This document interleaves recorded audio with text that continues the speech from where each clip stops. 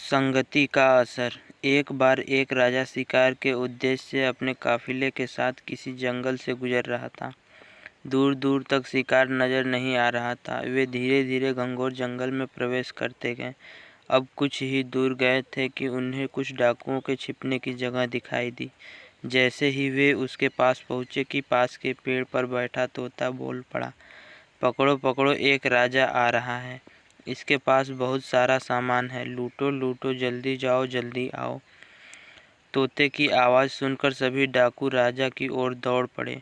डाकुओं को अपनी ओर आते देख राजा और उसके सैनिक दौड़कर भाग खड़े हुए। भागते भागते कोसों दूर निकल गए। सामने एक बड़ा सा पेड़ दिखाई दिया। कुछ देर सुस्ताने के लिए उस पेड़ के पास चले गए।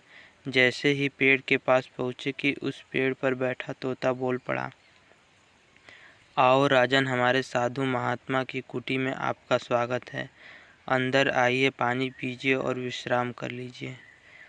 तोते की इस बात को सुनकर राजा हैरत में पड़ गया और सोचने लगा कि एक जाति के दो प्राणियों का व्यवहार इतना अलग अलग कैसे हो सकता है।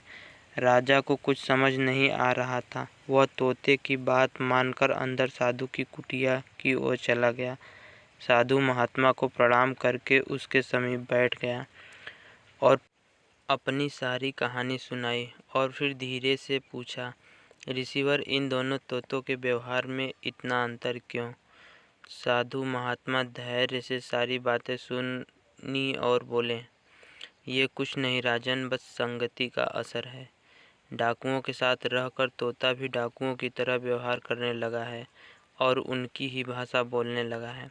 अर्थात जो जिस वातावरण में रहता है वह वैसा ही बन जाता है। कहने का तात्पर्य यह है कि मूर्ख भी विद्वान के साथ रहकर विद्वान बन जाता है, और अगर विद्वान भी मूर्ख के संगति में रहता है तो उसके अंदर भी मूर्खता आ जाती है।